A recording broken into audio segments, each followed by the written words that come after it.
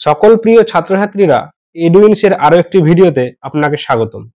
আজকে আমরা দশম শ্রেণীর জীবন বিজ্ঞানের প্রথম অধ্যায় জীবজগতের নিয়ন্ত্রণ ও সমন্বয় এই চ্যাপ্টারে একটা টপিক নিয়ে আলোচনা করব। আজকের টপিক হচ্ছে উদ্ভিদের চলন। আচ্ছা, উদ্ভিদের চলন আলোচনা করার আগে বুঝে নেওয়া যাক চলনটা কি জিনিস।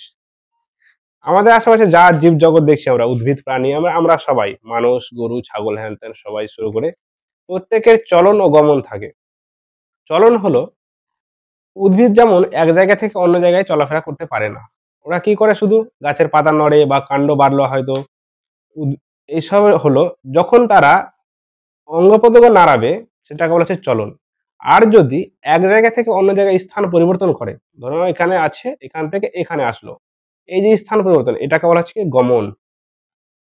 আর চলন হবে কি শুধু অঙ্গ প্রত্যঙ্গ নাড়াবে। তো আমাদের টপিকটা হচ্ছে কি উদ্ভিদের চলন। উদ্ভিদের চলনগুলোকে মোটামুটি ভাবে তিন ভাগে ভাগ করা হয়। একটা হচ্ছে ট্যাকটিক চলন, 2 নম্বর হচ্ছে ট্রপিক চলন, 3 নম্বর হচ্ছে ন্যাস্টিক চলন। আচ্ছা, এবার আজকে আমরা ট্যাকটিক চলনের ভাগ নিয়ে আলোচনা করব।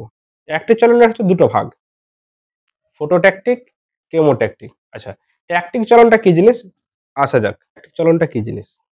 ট্যাকটিক চলন কি বলছে? আলো, তাপমাত্রা, রাসায়নিক পদার্থ প্রভৃতি বহিস্থ উদ্দীপকের প্রভাবে উদ্ভিদের অঙ্গ প্রত্যঙ্গ এবং সামান্য স্থান পরিবর্তন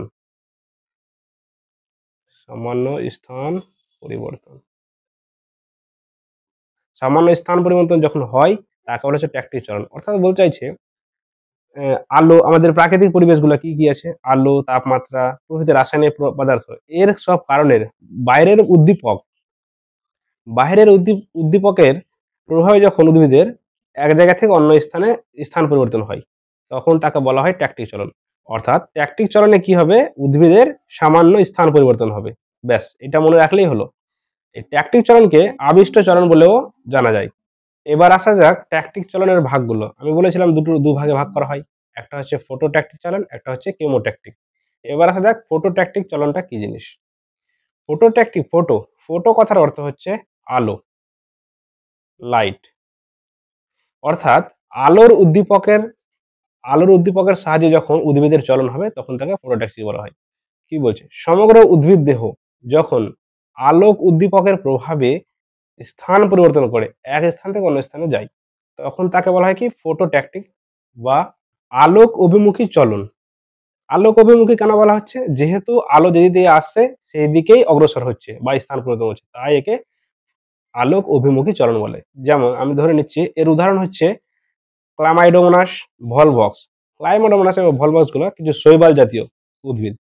এটা যদি আমি জলের নিচে, শৈবাল জাতীয় উদ্ভিদ নিশ্চয়ই জলের নিচে থাকবে। এটা যদি আমি ক্লাইমাইডোমোনাস বা ভলভক্স আঁকি, এগুলা, এবং যদি সূর্যের আলো পড়ে এখানে, যদি সূর্য আঁকা হয়, তাহলে কি হবে, এই যে আলো দিক থেকে আসছে, তো এই উদ্ভিদটা এদিকেই এগাবে থাকবে মৃদু আলোতে। অর্থাৎ সূর্যের সেরকম যদি আলো না আসে, হালকা আলো পড়লে এদিকে গমন করবে। কি বলা হয়েছে, স্বল্প আলোতে আলোর দিকে অগ্রসর হয় যা অনুকূল আলোকবর্তী ট্যাকটিক চলন। অর্থাৎ হালকা আলোতে যখন আলোর দিকে যাচ্ছে তখন তাকে বলা হচ্ছে কি অনুকূল আলোকবর্তী। অনুকূল কথার অর্থ কি, যেদিকে আসছে সেদিকে এগাচ্ছে, তাই বলা হচ্ছে অনুকূল আলোকবর্তী ট্যাকটিক চলন। কিন্তু যখন সূর্যের তাপটা প্রচন্ড বেড়ে যায়, অর্থাৎ আমাদের রোদ যদি খুব হয়ে যায়, অনেকটা হচ্ছে, তখন এই ভলভক্স বা ক্লামাইডোমোনাস এগুলা এই আলোটা নিতে পারে না, ফলে তারা কি করে, উল্টো দিকে, অর্থাৎ আলো দিক দিয়ে আসছে, উল্টো দিকে গমন করতে শুরু করবে, এই দিকটাই। তখন এটাকে বলা হচ্ছে প্রতিকূল আলোকবর্তী ট্যাকটিক চলন। ঠিক আছে, উদাহরণটা তাহলে তোমরা অবশ্যই মনে রাখো ভালো করে।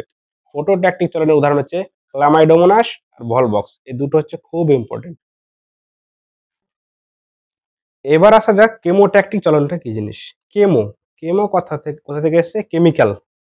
কেমো অর্থাৎ কেমিক্যাল কথার অর্থ কি? রাসায়নিক। অর্থাৎ উদ্ভিদ দেহের সমগ্র দেহ যখন কোনো রাসায়নিক পদার্থের আকর্ষণে স্থানান্তরিত হয়, অর্থাৎ রাসায়নিক পদার্থের আকর্ষণ দ্বারা এক জায়গা থেকে অন্য জায়গায় স্থান পরিবর্তন করে, তখন তাকে বলা হয় কেমোট্যাকটিক চলন। উদাহরণটা খুব ইম্পর্টেন্ট কেমোট্যাকটিক চলনের। উদাহরণ কি বলছে, মসের শুক্রাণু, অর্থাৎ মস নিম্নজাতের একটা উদ্ভিদ, এই মসের শুক্রাণু যখন ডিম্বাণুর দিকে এগাচ্ছে কিসের দ্বারা আকৃষ্ট হয়ে? গ্লুকোজ। গ্লুকোজ জানি একটা রাসায়নিক পদার্থ। এই গ্লুকোজের দ্বারা আকৃষ্ট হয়ে ডিম্বাণুর দিকে ধাবিত হয়, অর্থাৎ এক জায়গা থেকে অন্য জায়গায় ট্রান্সফার হচ্ছে। এখানে যদি থাকে মশের ডিম্বাণুটা, শুক্রাণুটা, আর এখানে যদি ডিম্বাণু থাকে, তাহলে এই জায়গা থেকে এখানে যদি গ্লুকোজ থাকে এই জায়গাটায়, তো গ্লুকোজের দ্বারা আকর্ষিত হয়ে এইদিকে ডিম্বাণুর কাছে ছুটে আসে। এটাই হচ্ছে, যেহেতু গ্লুকোজের দ্বারা ছুটে আসলো প্রভাবে আকর্ষিত হয়ে, বলেই একে বলা হচ্ছে কি কেমোট্যাকটিক চলনের উদাহরণ এটা। আর একটা উদাহরণ আছে, ভালো উদাহরণ, যেমন ফার্ন গাছের শুক্রাণু ডিম্বাণুর দিকে আকর্ষিত হয় কিসের দ্বারা?